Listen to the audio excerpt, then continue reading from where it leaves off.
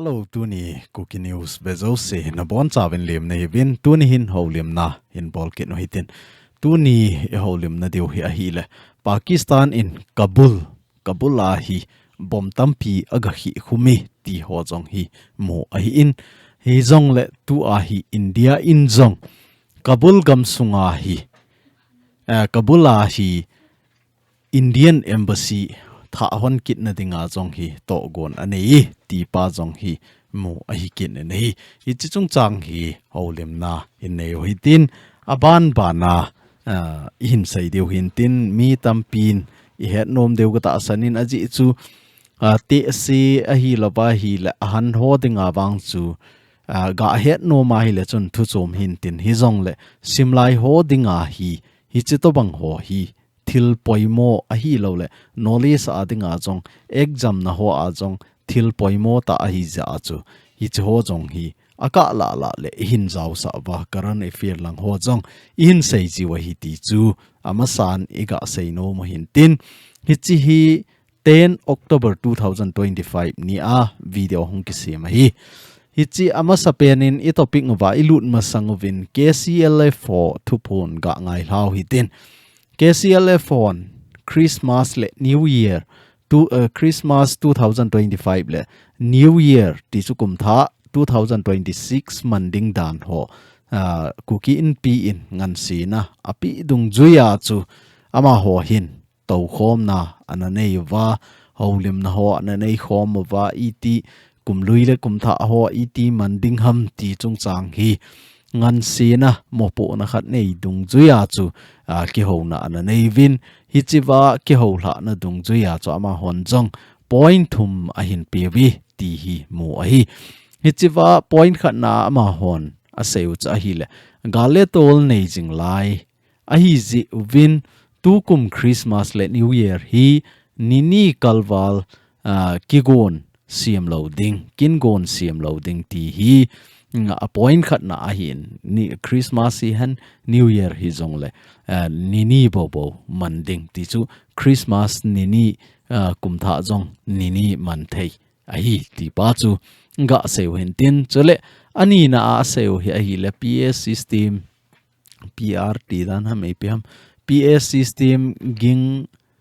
lenglung mai PA ti chu okay mai ho na ti chu horn lien ta ho ging lenglunga a hi lo la sound speaker thupi ta to loading ti na dan a hi in hi chu ho to loading man loading zan lian khom golnop kiti ho ball loading dei sa a hi ni khom bolding le ball loading ama hobung mopo na a hi ti a hi in ne la cha ho a hi lo le ni khom ho ball ho wang chu ama ho bung in pha sa dung zu ya aman thei i zong le system ho man loading mai lien ta ho a hi lo le sang ta tun do ama sanga thunop lai banga kho khat ki te na ki pen to a lien khom la ho ki thut to ti ho chu thei ta loading dan hi abana athum na a hi le thupi sermon ti dan deu a in comment theme ti chu thupi na Christmas le New Year a dinga jong hi ama hoin thupi theme so hi hlendo na a hin bolwin nei ding phasa a hi ti a hin hi chu jong hi na ku ki cha te ikilung to na khat nu a hi in masanga pa na chu anahi ti bol lew hen hobung ho jong ki khen lo mai the a hi a hin la hi chu ho in a ball po win ama dei dan chi a hi ta chu ama dei dan ama hobung in a dei Bible chang ki kilhen na hi ta chu Christmas anaki mangji a hin la tu a hi gal in nei wa hi le i hung ki to deu ta ve inam sunga VAIHOM a hung ume ti khat hi a het na tabang khat hi in Christmas thupi dinga hi luk bungni chang som le li hi chi hi manding ti a hi in aban le New Year a dinga hi First Peter bung khat chang som langa hi chi hi ding a hi ti a hi chi ho se hi KCLA4 a kona het sa na mi pi cookie in pin Christmas le New Year man na dinga mopu na api dung zui wa amopu na ho mi pi het dinga phun do na a hin nei ho cha hi in hi chi chung changa neu cha ka ga sei be nom cha hi le tu chunga ku ki cha te i ga ki vai hom dan no le i pan la ding dan ho hi chi to banga pan in la wa mopu na in ki la wa i mopu na ho ki tup cha cha na in bol pau hi ki pa ka sain ki bol nai hung lung nai hi zong le na ho thanop a umen aji chu hoi lai ho ina chi zong le chun tu a hi i thu piu ki bang ta ding new year a zong chu hoi lai muna chi in lang hoi lai ho ina chi zong le chun i thu piu ki bang ta ding i bible chang hong ki bang ta ding a pastor hon a explanation a hi lo le a meaning za chom chom te ka na hin bol ho chu chom zong le i thu piu chu hong ki bang ta chu a khuti tiang le chon hoi lai a mang jong le hen a sit na pui hoi lai a jong le hen ku ki cha te ki to vi ti pa chu hi chewa hi vet thei khat mu do thei khat a hi in chule hi chi KCL phone thu phone a hin nei na chung wa hi social media a mi tampi a phun le ho jong tampi a kimukin hi chewa a phun le ho chon EPS evam ti a hi le games and sport ki chep ding azada win goal not bowling azada win azada povin nom ta football pe ho games and sport nom ta ki chep sa win ahin la Christmas le New Year ki man na ho len khom ho ipi bola aphal lo ham ti a jong hi na sata social media ho a chu mi ahung phun le ho tampi ki mukit ta chu hi chi hi het thiem na diwa khat ga seile games and sports iki helting le game a kichim ho chu athat ngen gol hangen nunga gol hangen hita chu umahi ahin la len khom zan len khom ti ho hi mi si ho dinga phat kilem khat a hi in chule numei nu naw a hi in ho in ki khop ting le chapang cha cha jong ki khom ate pen jong ki khom a hi in hi che ho chu ki khop mo wa hi le itiam khana boina hong ta hen lang le games and sport na ki chem ho chu thagat na Pankhom theyu abon chawa thahat ngen jam ding a tiu jong le jam thei deu ball ding a tiu jong le a ball khom thei deu a hin la len khom a hi lo le ho in kai ki ti ho chu numei nu naw a hong zaw ting le mi tampin ho in sunga discipline nei ta ai to pe no wa chu itiam khana wang se na hong ki to han lang mai te hon bulu na khat in ball tale hi chwa chu pan kila thei lo ding a hi ja chu het khen no angai ti hi ka sei do no min ilam kain na khat a hin to a mo pu na khat a ki pi a inam pi dam theina dinga vai a hin hop ma hi le aning lang khat na social media e ho hi ana thip chet lew hen inam sung jong khang to ding ai nang ho je a jong hi inam sung khang to thei lo ai ti jong hi ko sei no mai ni chi chan chu neu cha tu ni i topic ngwa i ho lim ma sang wa KCL for thu phone iga sei na chung wa i dei dan ho neu cha hil chet na iga bol theu hin tin tu hin ngai i topic ngwa ga lut ta lew hen Kabul la hi zan hla a chu nasata Kabul ti hi het na ba Afghanistan gam sung a hin Afghanistan gam sung hi a background neu cha ga safety hi theina devin hichi Afghanistan gam a hin akan na lai ho se hina hichi Afghanistan gam sung a hin masanga chu 2021 masang la ya chu a hi le hichi hi government khat in an run a hin Afghanistan government in an run a hin la Donald Trump ngale hichi Joe Biden ho ahung ki khel la yu tilhen US president ahung ki khel la chu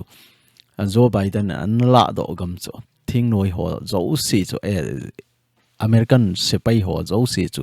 Afghanistan gam sunga anala do ahin la do apatna chu hichiwa chu Taliban hon chance ala wa Afghanistan government chu aka mit keiwa Taliban hon vai ahin ho mai das Taliban hon vai ahin ho mo wa patna hi hichi India in jong Kabul la hi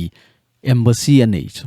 hichi ho jong chu India in jong ami pi JOUSE a hlo do wa operation zat amina sa wa ita chu Kabula ko na Afghanistan gam sunga ko na India ho JOUSE jo ana hlo do a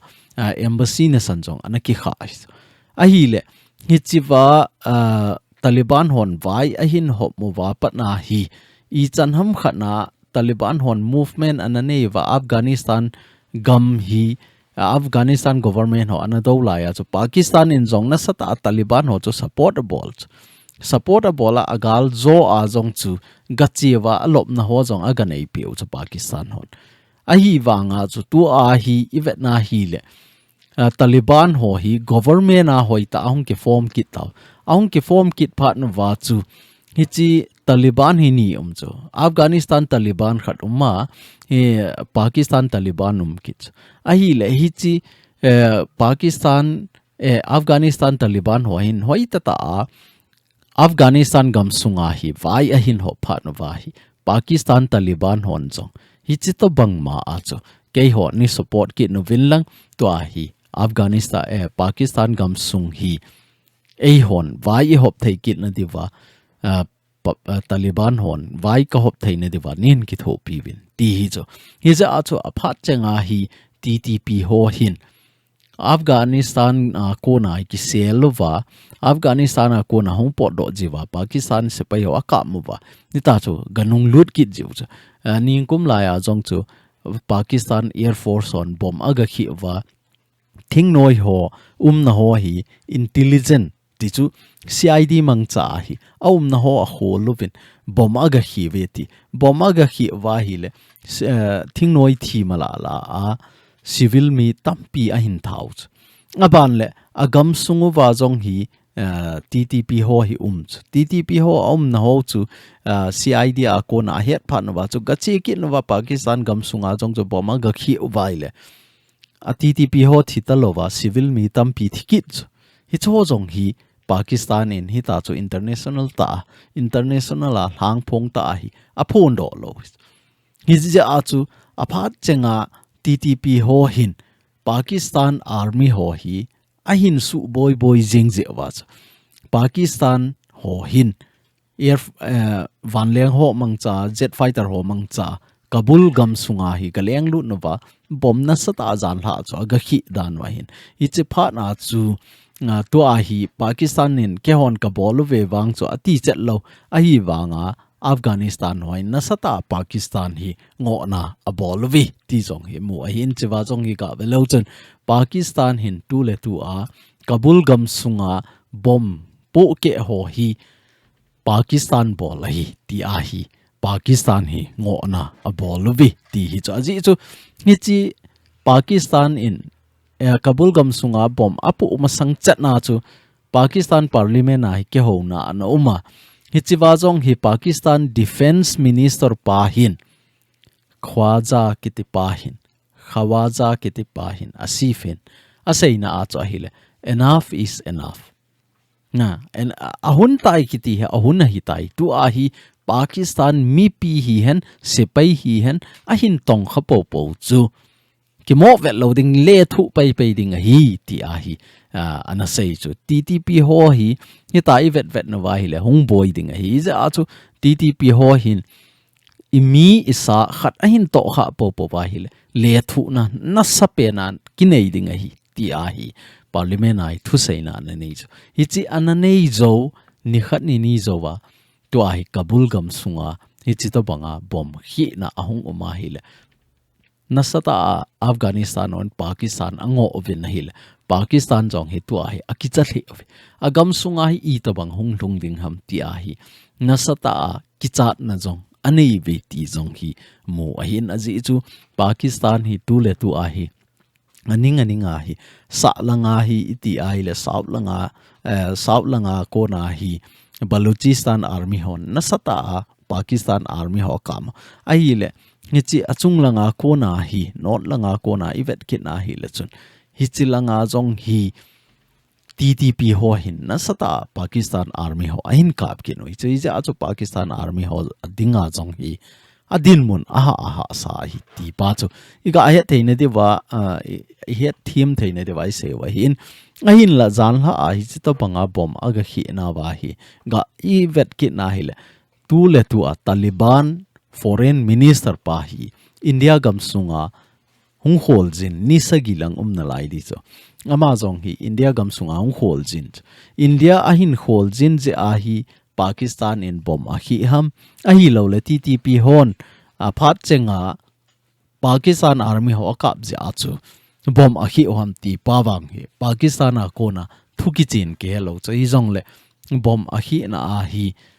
nasata a bom aniau ho hilova lin ta oi a hi da na hi a sevin Taliban foreign minister pa jong hi India gam sunga a hongin India to relationship phat na ding ho jong hi to gon anei ve ti a hi in hi chi hi mi gam dang ho a chu hi han lang hele hi chiwa lima kila ho bang hi Indian foreign minister Afghanistan foreign minister hi chi ho akimu to ting la foreign minister khat kimu ting la anung langa hi ama flag kita ji so ahi wanga India in tuni chan ge a hi Taliban to ki thob Taliban apompi wanga chu a flag ho apompi lo chu ija a chu a flag ho hi ki koi lo hi ti pa chu mi tampin foreign minister khat ki mu to le a flag ki koi ngai ki koi ji hi lo ham iti mai the wa hin hi chu he thim na dewa kaga se a hi in chule ngi foreign minister pa ahung jin na a hi India hianga panpi na ho jong a thumin chule India to relation tha sim kitna Afghanistan gam sunga project za chom ho jong hi agang theilam pena su job kit dinga jong hi to gon a hin nei ti jong hi mo a in chule India in jong ambulance za ho jong present anabolin chule Kabul gam sunga Afghanistan gam sunga Kabul Afghanistan khopi Kabul a jong hi Indian embassy tha hon kit dinga jong hi to gon ana nevin hi cho jong hi ke ho la na anom tai hi cho hi kumli zowa ga velo hen kumli zowa hi chi to bang hi ana kit a hi ti jong chu hi het theina deu Taliban hon Afghanistan gam sunga government a hin form zo wa pana tu a hi India in embassy a hin hon kit a hi le hi chi kumli zowa hung ki tha hon a hi na ho jong chu iga sei the wen tin hi chi hi Indian embassy Kabula building chu a hi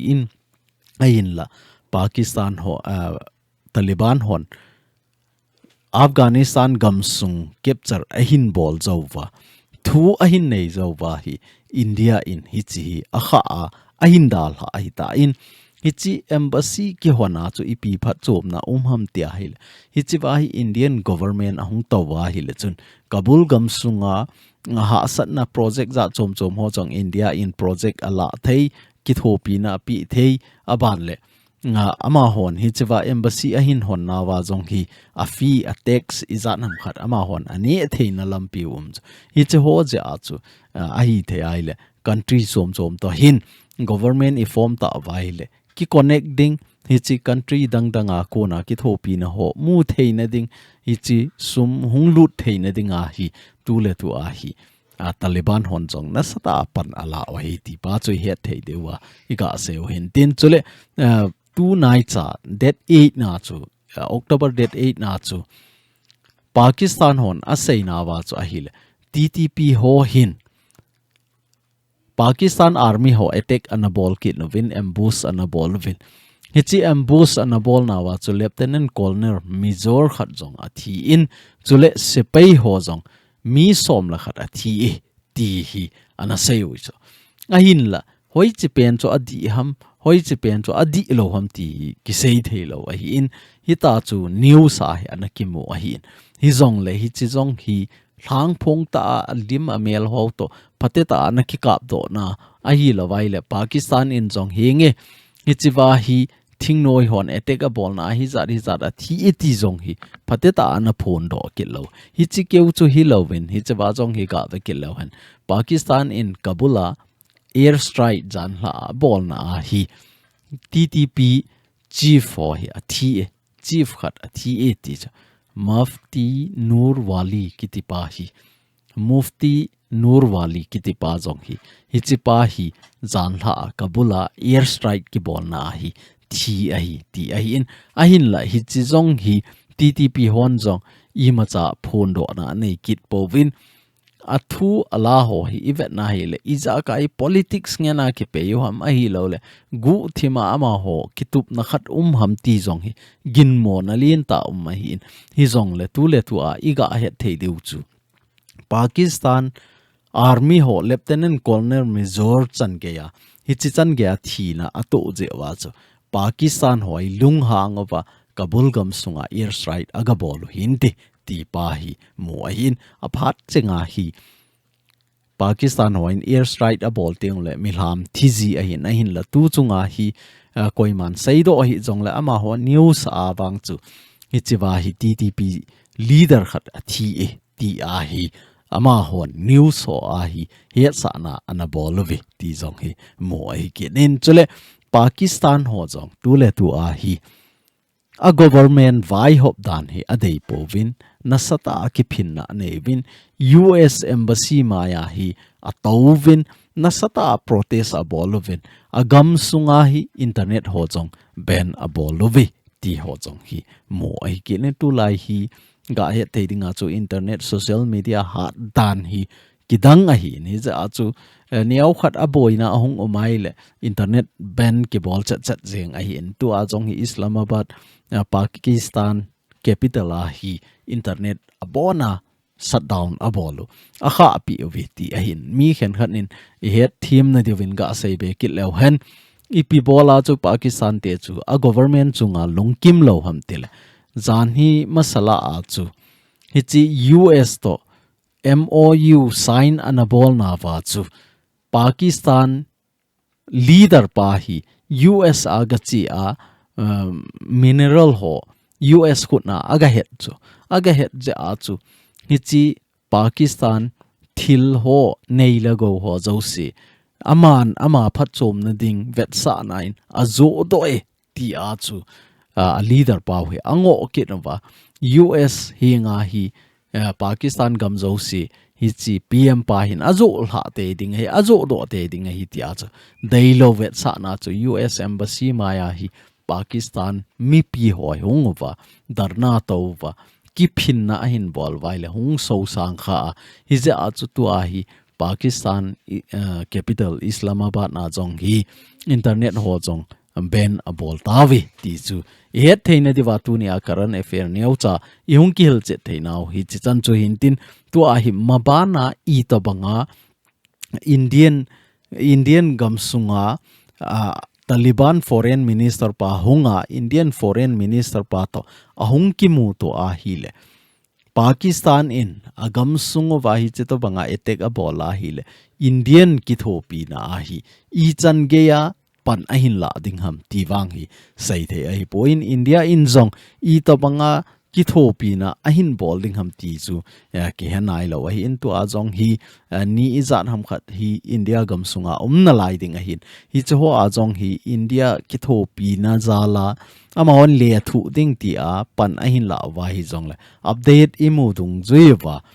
aban bana update hin bol deu hin tin ngeu cha ka ga seinom be a chaina pe na ka seinom cha hi le thil ki sei ho